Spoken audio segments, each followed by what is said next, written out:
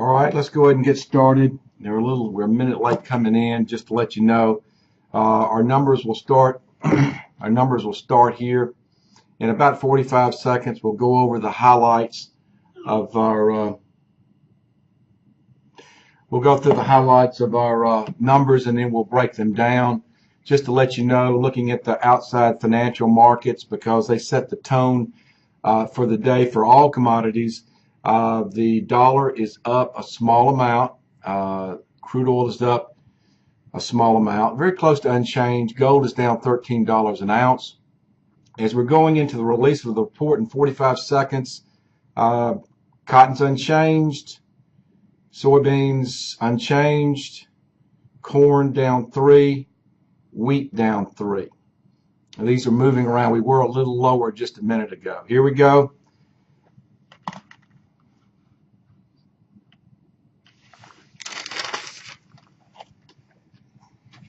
Waiting for the numbers to start streaming across the page.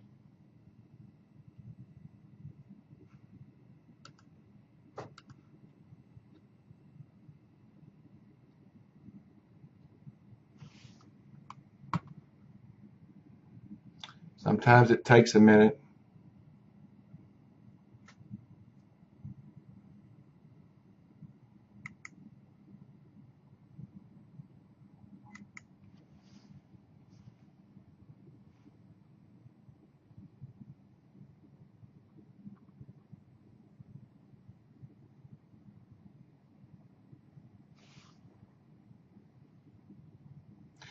Still holding and still waiting for the report to come out. Just bear with me just for a minute here.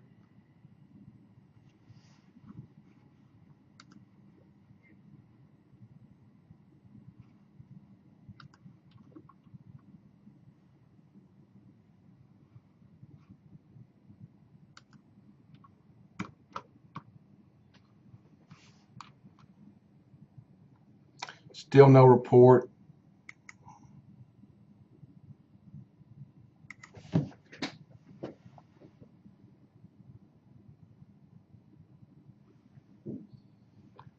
All right, we've got it here. Let's start off with cotton. The cotton number,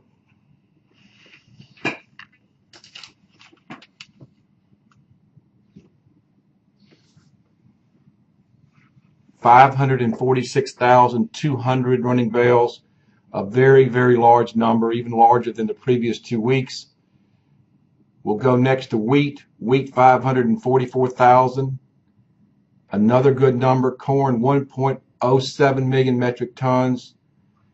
And soybeans, and this is good news, soybeans, 888,200 metric tons. We're going to see if we can get the highlights and see the breakdown on this. We are starting to see some positive reaction. Cotton market's up at the moment about 15. The soybean number that came out at 888,000, we're up a little bit, maybe a half cent at the moment. Corn number at 1 million metric tons. Corn's actually down 2 cents. The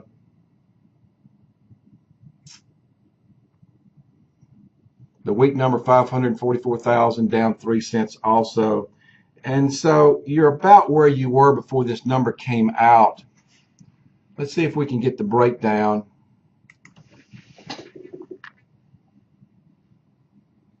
Bear with me.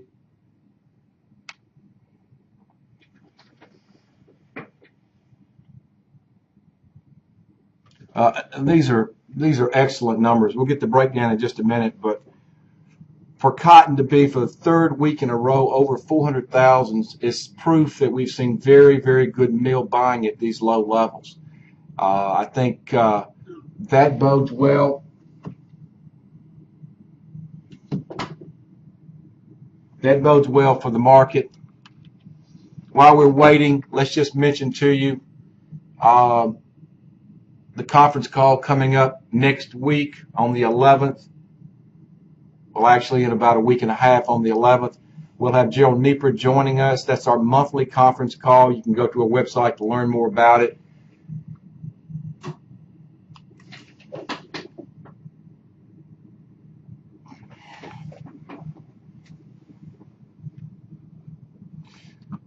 Now let's look at what's I'm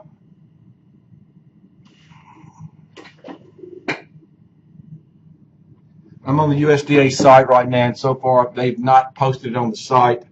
My apologies for that. Here we go.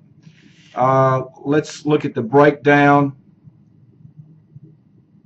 In cotton, 546,200 running bales. That's a marketing year high. That's up 16% from the previous week and 90% from the 4-week average. China took 177,700 bales.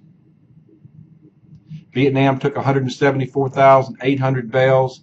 Indonesia took 96,500. Turkey took 35,300. Mexico took 17,800. So good broad-based support. Excellent buying from China and Vietnam. Let's now look at wheat, 544,400. That's up 19% from the previous week and up 74% from the 4-week average. We've got unknown destinations, 122,000 metric tons. Philippines took 95,500 metric tons. Thailand took 60,000 metric tons. The wheat market is starting to recover a little bit. We're down about 1.5 pennies now. Corn, 1,668,200 metric tons. That's down 51% from the previous week, which was a very big number last week. And unchanged from the 4-week average. Japan took 440,000 metric tons. Mexico took 221,700 metric tons. And South Korea took 181,100 metric tons. Corn right now is down 2. It's about 1 penny higher than when the number came out. The soybean number, let's look at it, 888,200 metric tons, up noticeably from the previous week and up 41% from the 4-week average. China took 548,900. Germany took 144,300, and the Netherlands took 119,700. I think the greatest concern was for cancellations, and there could be some small cancellations, but not the larger ones we saw last week.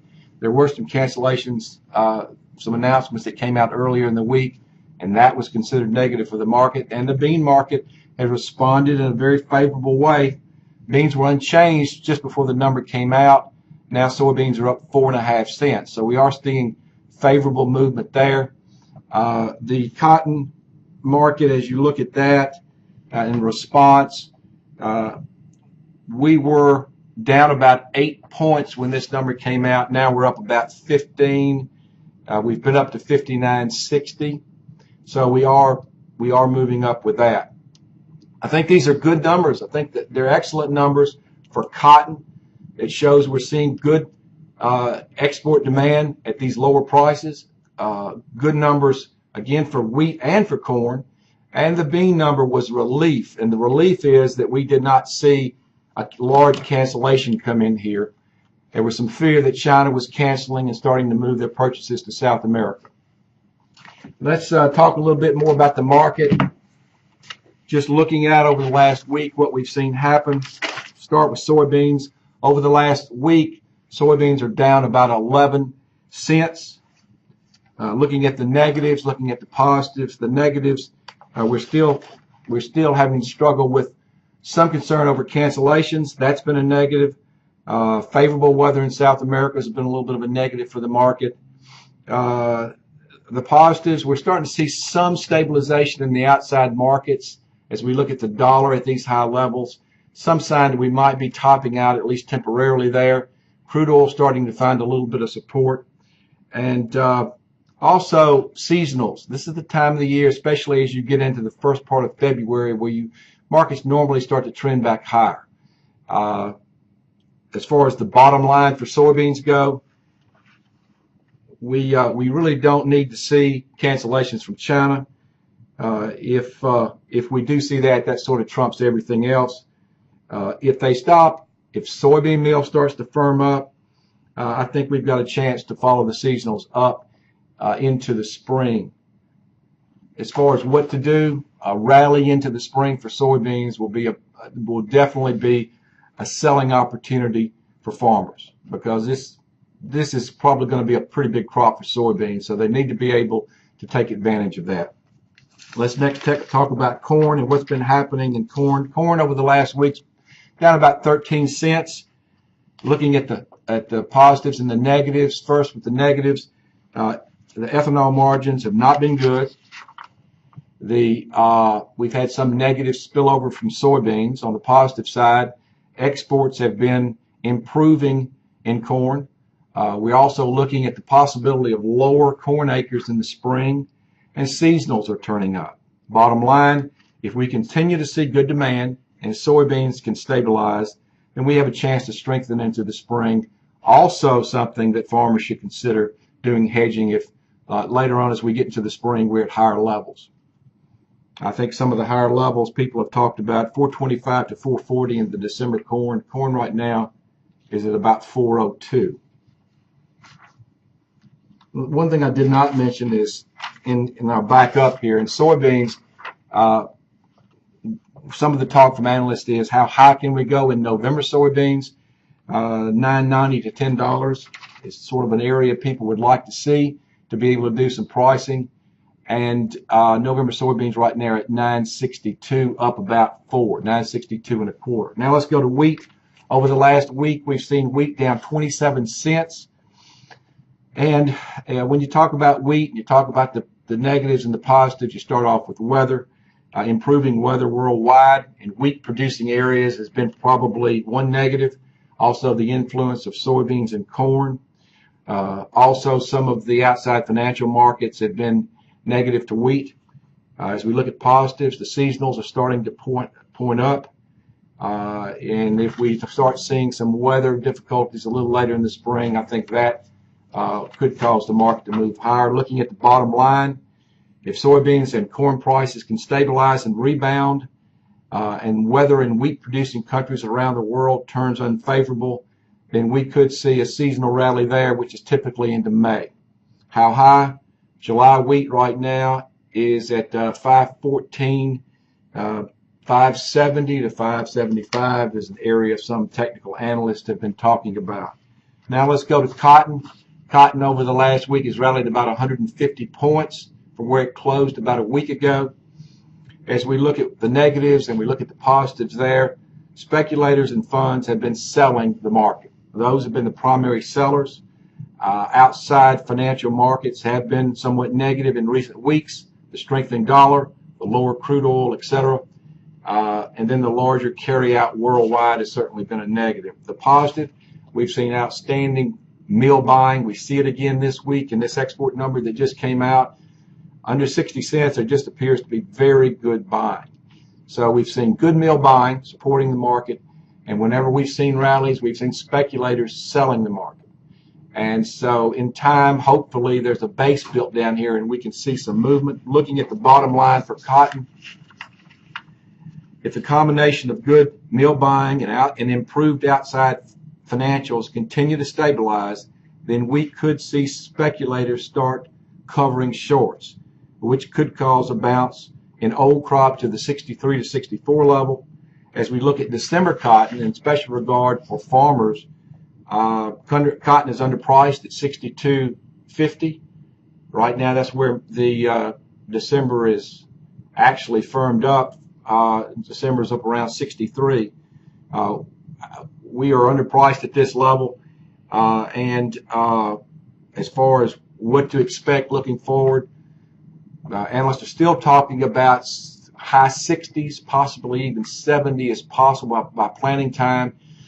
So farmers want to be able to take advantage of that. Our apologies for some of the technical difficulties this morning.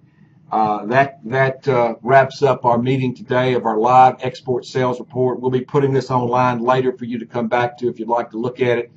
Again, review good numbers in cotton, good numbers in soybeans, and pretty respectable numbers in corn and wheat. So we appreciate you joining us for the live export sales report from the Ag Market Network, and we hope you'll join us next week. Thank you.